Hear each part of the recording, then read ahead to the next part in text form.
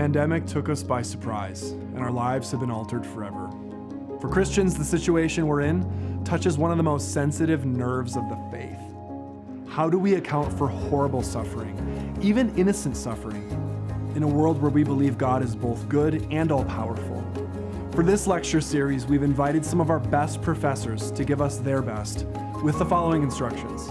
Help us make sense of our world at the intersection of suffering, thoughtful Christian faith, and your own academic discipline. And so we present to you the George Fox Digital Pandemic Lectures on Suffering and Faith. My God, why have you forsaken me? Why are you so far from saving me from the words of my groaning? Oh my God, I cry day by day, but you do not answer, and by night, but I find no rest. These are the haunting opening words of Psalm 22, where David, the King of Israel, expresses what we so often feel. We cry out to God and we hear no answer. We plead for salvation and are met with silence. We are surrounded by deep darkness and night. We feel completely forsaken, forgotten, and alone. In our modern world, there are many reasons that may bring us to this existential despair. Our society is increasingly secular, which, let's face it, makes belief in God seem like a useless relic of the past. We face colossal challenges like climate change, racial injustice, and a global pandemic. We crave community and yet are isolated.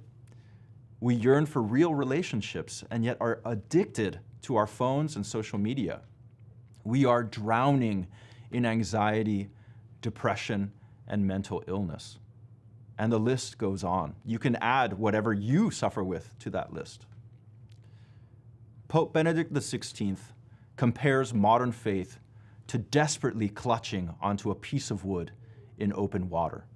He writes, "Fastened to the cross, with the cross fastened to nothing, drifting over the abyss, the situation of the contemporary believer could hardly be more accurately and impressively described.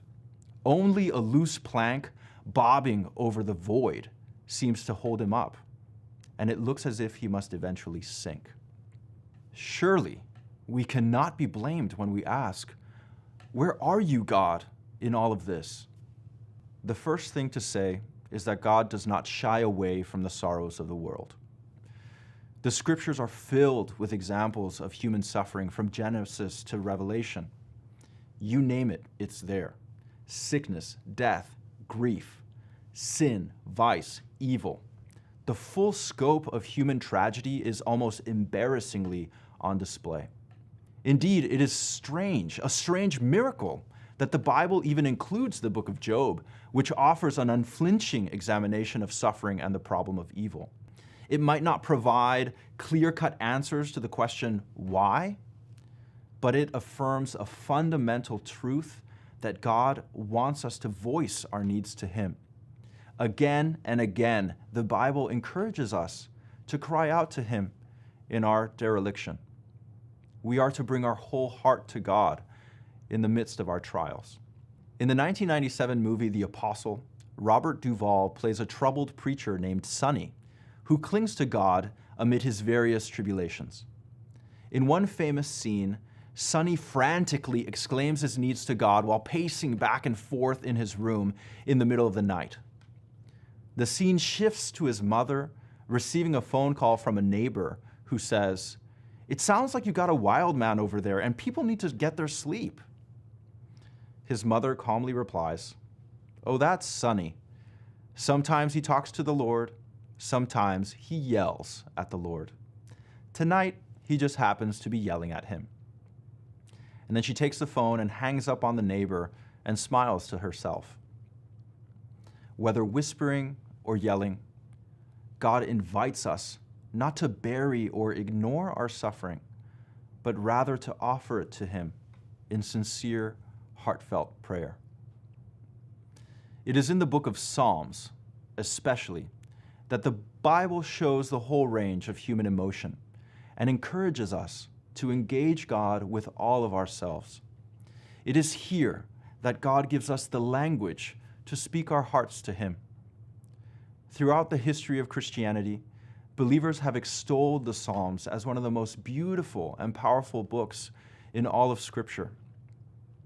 The reformer Martin Luther saw the Psalms as a little Bible that contained all the wisdom of doctrine and majesty of prose of the rest of Scripture. He particularly loved the way the Psalms lay bare the full variety of human experience, from fear and anxiety to laughter and joy. Another theologian would say it is an anatomy of the soul. Luther concludes his praise of the Psalms by stating, "The sum of all is that if you wish to see the Holy Christian Church depicted in living colors and given a living form in a painting in miniature, then place the book of Psalms in front of you. You will have a beautiful, bright, polished mirror which will show you what Christianity is.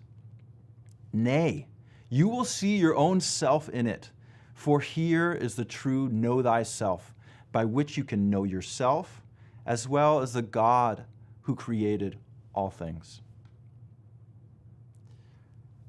One theologian who knew suffering well and appreciated the Psalms in the midst of it was the 20th century German theologian and pastor, Dietrich Bonhoeffer.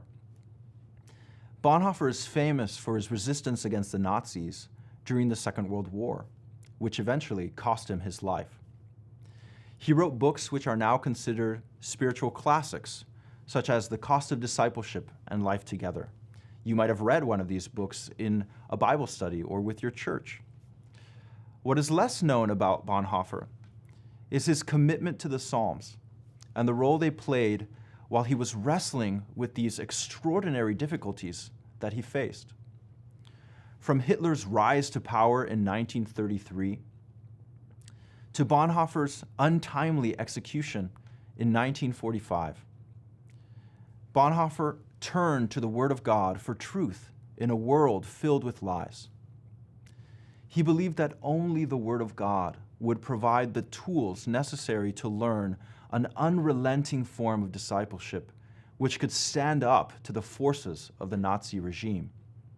From 1935 to 1937, as the clouds of war were forming on the horizon of Europe, Bonhoeffer started an illegal seminary where he could train young seminarians through intensive study of the Bible. It was in this context that Bonhoeffer wrote the book, The Prayer Book of the Bible, a brief but compelling reflection on the Psalms as a prayer book for Christians, really as an instruction manual for how to pray. In it, Bonhoeffer argues that we can only pray the Psalms if we understand first that Jesus prayed through the Psalms himself. Bonhoeffer claims, this is what Jesus Christ wants. He wants to pray with us. We pray along with Christ's prayer, and therefore may be certain and glad that God hears us. When our will, our whole heart, enters into the prayer of Christ, then we are truly praying. We can only pray in Jesus Christ, with whom we shall also be heard. Bonhoeffer goes on to argue that we must read the Psalms Christologically, that is, always seeing them as referring to Christ. The Psalms contain within them the birth, life, death, and resurrection of Jesus. In this way, the whole Psalter, like all of Scripture, points to Jesus. What then do we learn about suffering from the Psalms? Bonhoeffer classifies the 150 prayers into major categories, including life, salvation, the church, and the law. It is in the Psalms of lament that we find the raw prayers of the brokenhearted. For Bonhoeffer, Jesus Christ experienced all of the suffering of humanity when he was on earth. This is why only Jesus, the man of sorrows, can help us no matter what anguish we might face. We may come to doubt God's goodness through our trials, but we must continually wrestle with God. As Bonhoeffer puts it, the one who suffers sets out to battle against God for God, holding fast to his promises when they seem impossible, when it seems like God himself is against you. Only from this intense struggle can the Christian come to fully trust in God. In Bonhoeffer's words, trust in God without Christ is empty and without certainty. Indeed, it can only be another form of self-trust. But whoever knows that God has entered into our suffering in Jesus Christ himself may say with great confidence, "For you are with me. Your rod and your staff, they comfort me." And here Bonhoeffer's quoting that famous verse from Psalm 23. Bonhoeffer said it well in a letter he would write later from prison. The Bible directs people toward the powerlessness and the suffering of God. Only the suffering God can help. From this we learn the most basic and greatest lesson of Christianity, the promise and the treasure of the most holy gospel. Jesus Christ has not left us in our suffering. We are not abandoned, forgotten, or alone. Much to the contrary, Christ has entered into our suffering and knows all of our woes as God who is with us and for us. It is none other than the crucified Savior who says from the cross those lines we heard at the beginning of this lecture. With a crown of thorns, with nails in his wrists, with the weight of the world's misery on his shoulders, and the groaning of the cosmos surrounding him, Christ said, my God, why have you forsaken me?" This is the mystery of faith, that the one who has come will come again, and when he comes, he will bear the scars of humanity in his body. In Psalm 22, David goes on to say, "I will tell of your name to my brothers. In the midst of the congregation, I will praise you. You who fear the Lord, praise him. All you offspring of Jacob, glorify him. And stand in awe of him, all you offspring of Israel. For he has not despised or abhorred the affliction of the afflicted. And he has not hidden his face from him, but has heard when he cried to him.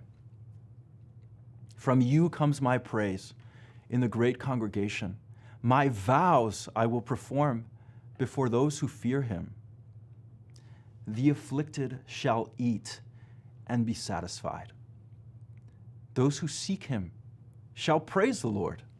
May your hearts live forever. All the ends of the earth shall remember and turn to the Lord, and all the families of the nations shall worship before you. For kingship belongs to the Lord, and he rules over the nations. All the prosperous of the earth eat and worship. Before him shall bow all who go down to the dust, even the one who could not keep himself alive. Posterity shall serve him.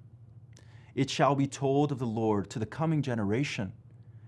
They shall come and proclaim his righteousness to a people yet unborn, that he has done it. In France, there's a striking painting called the Eisenheim altarpiece. It was completed during the 16th century for a monastery that specialized in hospital work, particularly ministering to those suffering from the plague or skin diseases such as leprosy. Christ is depicted as himself consumed with illness, his body riddled with warts, his complexion ghostly, his hands contorted in twisted hands aimed heavenward. Behold, this is the Christ who has entered our pandemic, who is infected with the virus, who bears within himself the loneliness of quarantine, the loss of physical touch, the yearning of the elderly and the poor, the endless waiting for a cure. And yet, in that suffering, he is our only hope, God with us. When all this is over, not only the pandemic, but all of our suffering, not only our personal laments, but the hardship of the whole world throughout history, we will truly say with the psalmist of the Lord Jesus Christ, he has done it. Amen. You just heard from Dr. Javier Garcia, who holds a PhD in theology from Cambridge University. He's the director of our university's honors program and author of Recovering the Ecumenical Bonhoeffer, Thinking After the Tradition. We have more lectures in this series. Check them out on our YouTube page for George Fox Digital.